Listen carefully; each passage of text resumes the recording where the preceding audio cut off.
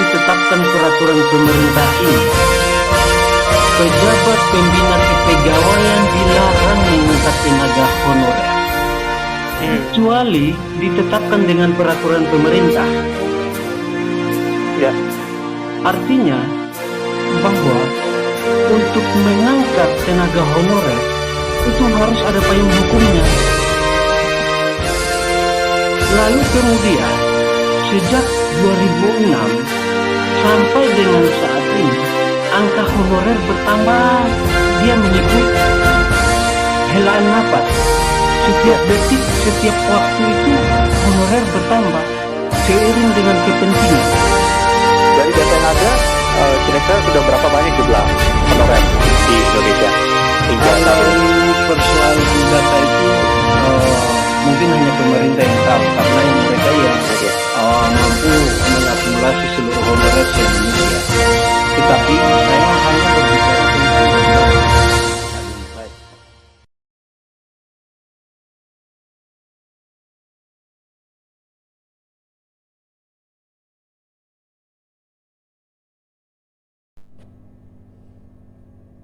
Bismillahirrahmanirrahim. Assalamualaikum warahmatullahi wabarakatuh. Yang terhormat Bapak Presiden Republik Indonesia, yang terhormat Bapak Menteri Pendayagunaan Aparatur Sipil Negara Reformasi dan Birokrasi, yang kami banggakan honorer kategori 2 Indonesia yang saya cintai. Menyikapi surat edaran Menpan nomor B185 garing M.SM.02.03 garing 22. Dengan ini saya, koordinator honorer kategori 2 Kabupaten Buton, dan atas nama Ketua Umum Perkumpulan Honorer kategori 2 Indonesia, dengan tegas menyampaikan penolakan terhadap surat edaran Menpan tertanggal 31 Mei 2022 karena sangat tidak berkeadilan. Bapak Presiden Republik Indonesia, Bapak Menteri Pendayagunaan Aparatur Sipil Negara Reformasi dan Birokrasi yang kami hormati, surat edaran tersebut kami tolak dengan alasan bahwa honorer kategori 2 berbeda dengan honorer lainnya, karena honorer kategori 2 dibentuk dengan undang-undang yang merupakan jebaran dari peraturan pemerintah. Peraturan pemerintah 48 tahun 2005 Junto, Peraturan pemerintah 43 tahun 2007 Junto, Peraturan pemerintah nomor 56 tahun 2012. Mengapa Pak Menteri menghapus honorer dengan mengalihfungsikan ke alidaya? Ini sangat tidak berkeadilan, karena berbicara tentang alidaya maka kita berbicara tentang swastanisasi. Ketika honorer akan dialihdayakan, maka pemerintah secara langsung melepas tangan, karena seluruh sistem akan diserahkan kepada pihak ketiga. Dan berbicara tentang pihak ketiga, maka kita akan berbicara tentang swastanisasi. Secara utuh, seluruh pengabdian honorer akan hilang dan akan dihapus karena sudah tidak berurusan dengan pemerintah. Bapak Presiden Republik Indonesia, Bapak Menteri Pendayagunaan Aparatur Sipil Negara Reformasi dan Birokrasi Republik Indonesia yang saya hormati. Pada pasal 8 Peraturan Pemerintah Nomor 48 Tahun 2005 dengan tegas mengatakan bahwa sejak ditetapkan peraturan pemerintah ini, pejabat pembina kepegawaian dilarang mengangkat tenaga honorer atau sejenisnya kecuali ditetapkan dengan peraturan pemerintah. Artinya bahwa seharusnya sejak 2006 sampai dengan 2022 seharusnya sudah tidak ada lagi tenaga honorer.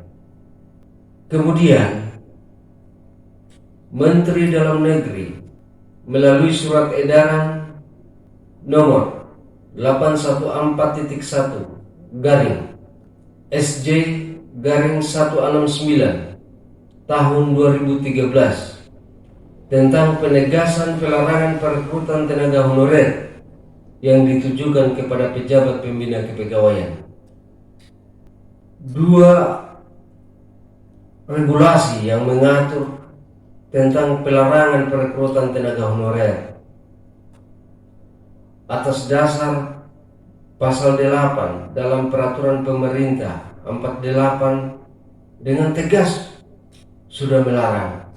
Namun kenapa sejak 2006 sampai dengan 2022 perekrutan tenaga honorer terus dilakukan oleh pejabat pembina kepegawaian di Nusantara ini? Lalu pada tahun 2022 Pak Menpan yang terhormat atas dasar peraturan pemerintah nomor 49 tahun 2018 di pasal 99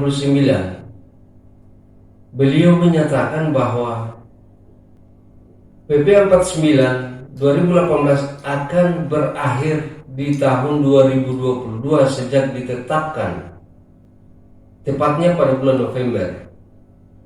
Surat edaran per 31 Mei 2022 didasarkan pada peraturan pemerintah 49 pasal 99. Penghapusan akan dilaksanakan, dialihdayakan dalam bentuk outsourcing. Hukum ketika dia diterapkan kepada masyarakat tanpa beban dilakukan, karena mereka menganggap bahwa honorer adalah beban negara. Lalu yang mengangkat honorer ini siapa? Bukan nelayan, bukan petani, tetapi yang mengangkat honorer adalah penjabat pembina kepegawaian.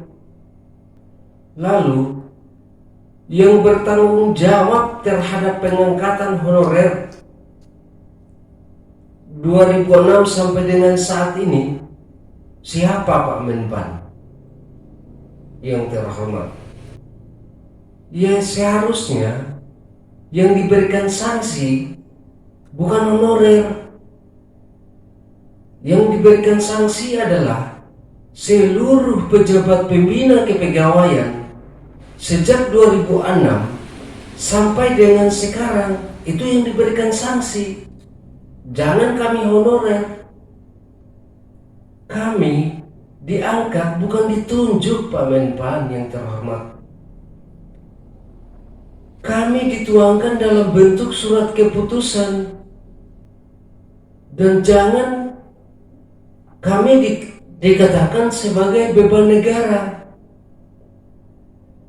Seharusnya pemerintah memformulasikan honorer dalam bentuk kebijakan dengan menghargai seluruh pengabdian selama belasan bahkan puluhan tahun yang telah kami dedikasikan kepada nusa bangsa, negara dan agama.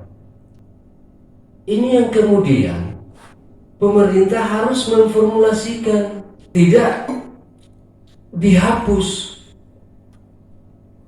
Selesaikan honorer kategori 2 yang diangkat berdasarkan pada regulasi melalui jalur pegawai negeri sipil, dan angkat honorer non-kategori melalui jalur pegawai pemerintah dengan perjanjian kerja. Ini adalah suatu keadilan bagi kami masyarakat dalam bingkai Negara Kesatuan Republik Indonesia. Bapak Menteri Pendayagunaan Aparatur Sipil Negara Reformasi dan Birokrasi Republik Indonesia yang saya banggakan. Harapan kami honorer adalah bahwa kami honorer kategori 2 Indonesia sangat besar menggantungkan harapan yang telah bekerja sambil berjuang menuntut ketidakadilan terhadap perlakuan hukum atas nasib kami sampai dengan saat ini belum jelas.